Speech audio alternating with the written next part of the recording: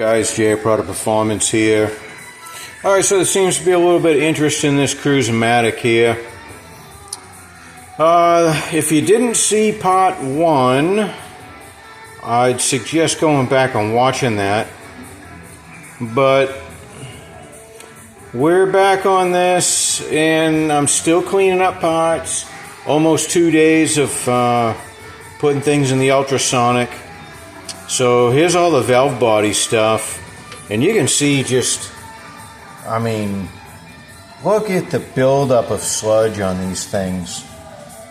You know, it's just that old oil. I think it's a type A or something, or some kind of, you know, whale sperm oil or something. I don't know what this crap is, but you know, just thank God fluids have gotten better over time, you know, I'll say that. But anyways, so I'm going to stick this in here, and then I'll walk away and we'll look at the other rest of it and how that's coming along.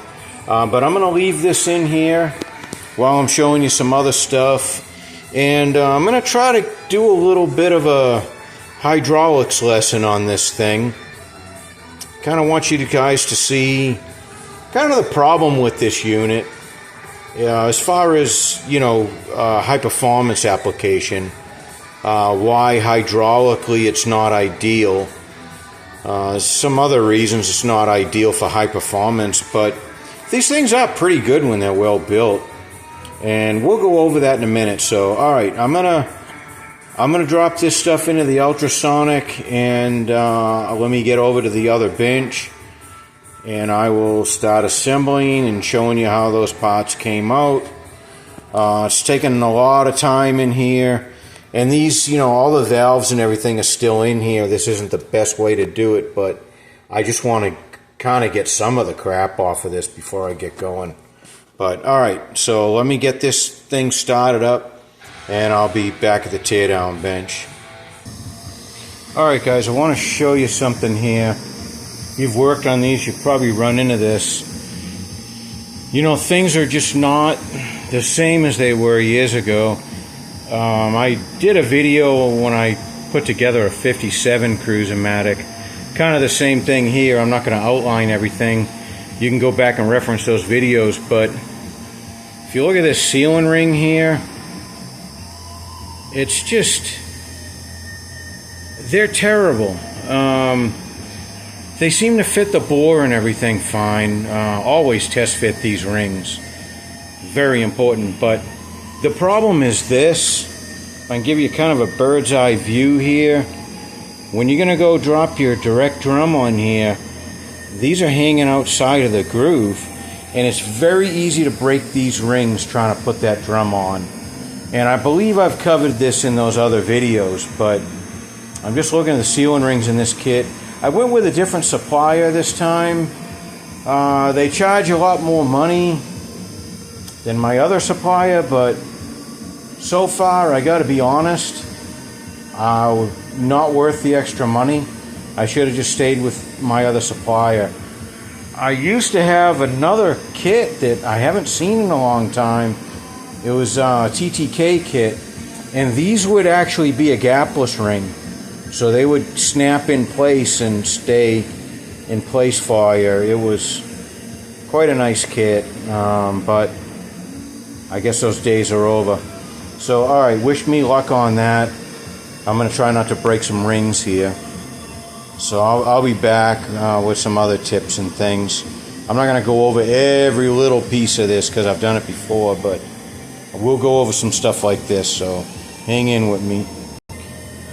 Okay guys, look, I broke the ring right away. I was super careful with it too. But check this out. Look what I had. Rings from the good old days, gapless. Look at how nice those sitting there. And I checked the fit in the drum and everything, and it's all good. I wish I could get more of these rings. Yep. I don't know. I gotta be honest. I'm not impressed with this gasket set I paid an awful lot of money for. That's not happening again. I'm just going to stick to my other supplier. I'm going to try to get some of these good old kits. Maybe I'll see, you know, I'll order some, see if I get them. It's probably going to take a few months to get them in, but I'm going to roll the dice and order a few and sell them on the website so you guys can get a decent friggin' kit for these things. Because these kits are a joke, man. I'm really fed up with it.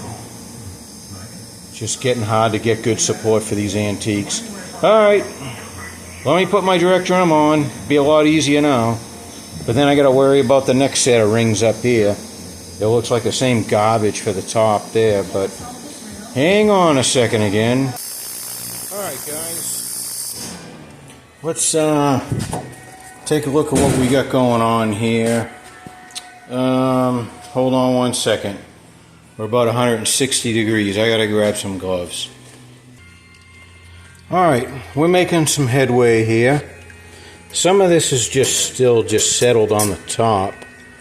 So I'm gonna flip these over and run them some more. But we're getting there. You know, it takes a while, but it's okay because I can do other things in the meantime. So this isn't really causing me a big problem. But if you're in a hurry for it. Alright, I want to show you something too. I don't really condone this, but, and I'm not going to do this. These are the bands that were in the unit. And I don't know if you can see. I already kind of messed with them a little bit, but I don't know if you can see how shiny that is. I think that looks pretty good there. It's pretty shiny. It's what they would say is they're glazed, and you can really see how shiny it is right here. So this band's pretty glazed, but it's got a lot of material left on it. I have relined bands on the shelf ready to go, and I'm just going to use those. But if you were in desperate need, you know, maybe you have that pesky customer that wants this thing, you know, tomorrow for a race, and you don't have time to send away to have bands relined or replaced. Just take some coarse paper. This is 80, but it's kind of worn, but just take it and just kind of go with the grain here a little bit. You don't have to do this a lot. You don't want to do it too much. You don't really want to take a lot of material off or make it so it's not really straight and flat anymore. But see the difference? It took the glaze right off. So if you had to use this band, I would put it in my car. You know, I'm a cheap bastard, and if it's something for me, I would just do this and flush it with brake clean and all good. Put it back in. Go for another 50, 60 years.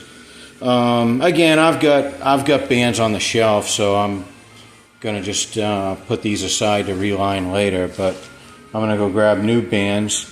All right, so that's where we're at. This is coming along. I'm flipping them over. Gonna try to get some more crud off of these. I will go dig out another set of bands. I got my drums assembled. All right, give me 1 minute. I will get back over to the build bench. Let me get this ultrasonic fired up again. All right, guys. Been here about 13 hours. I want to get the hell out of here. I'm tired. But here's where I'm at. So this is the old cage from the one-way clutch.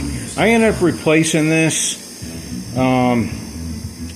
Rollers are fine and everything, and the cage is okay, but the springs are they got some metal fatigue going on. They just don't have much spring to them left anymore. So, and these are easy to get. Like I said, they fit a 400, so not a problem. So I've replaced that, and I promised you to show you this. Well, yeah, so here's a unit. It's coming together good, and it's all nice and clean now and all that good stuff. So this thing's a far cry from what it was. So this bearing here that we had if you watched the last video, the bearing that goes inside this race had a plastic cage, and the needles were starting to fall out, and it's just old, you know. So the race is fine. You keep the race. So this is just an industrial bearing. I had never heard of this brand, J-Tech or whatever it is. It said made in USA. That always makes me happy. But if you look over here, formerly sold as Koyo. So I don't know. I guess they got bought out, and now they're this J-Tech or something. Kind of tired of companies getting bought out. Nothing good ever happens. But anyways, here it is. Here's the new bearing, and that's just going to drop right in that race. Metal cage, all that good stuff. So hopefully it's still good quality now that some investment company bought out good old Koyo. God only knows what's going on there. But anyways, so I don't have time to get into it today, but I'm just going to get this finished, assembled, and I got a lot of work to do to clean that valve body and all that stuff. What I'll probably do in the next video is a hydraulics lesson on these. We're going to talk about that in more depth, and I'm going to talk about the shift kit that I developed for these, and sorry, not shift kit, valve body modification kit. Only Transgo can develop a shift kit. But anyways, so I'll talk about those mods, and you know, I always wanted to take those a little further, so we'll go in all that later. I'm getting ahead of myself, but I'm gonna stop here. This guy's coming along good. I got fresh bands in it. I didn't do the glaze brake trick on it like I showed you. I do stuff like that on my units just because it's mine, and I'll take the chance, you know. But customer stuff, you know, I got to do a better job. At least that's what they tell me. I don't know, but all right. So you can see a lot of this stuff. It came out pretty good. You know, pump's good shape, looking nice. That ultrasonic clean, it takes a long time, but it does its job. Works pretty good. So, okay. That's where we're at. And as always, the sealing rings never cease to disappoint. We always have a debacle there, but that's all right. At least I have old supplies. That's why I tell you guys, when you build these units, just hang on to the old rings, remove them real carefully, and just hang on to them until you're done, because you never know, you might need one. And sometimes, quite honestly, your old rings might fit better than your new ones. So even though, you know, you feel better about putting something new in there, new isn't always better. Hate to say it, but alright guys. Yeah, and this hardware came up pretty good. I put all this in the ultrasonic too. I'll clean up these levers. These will have to be bead blasted, but all this other stuff, all the, you know, that needs a little more work actually. But far cry from what these things were. It was a god-awful mess if you saw the first video. Alright guys, appreciate you watching this, and I'll see you on hopefully part 3.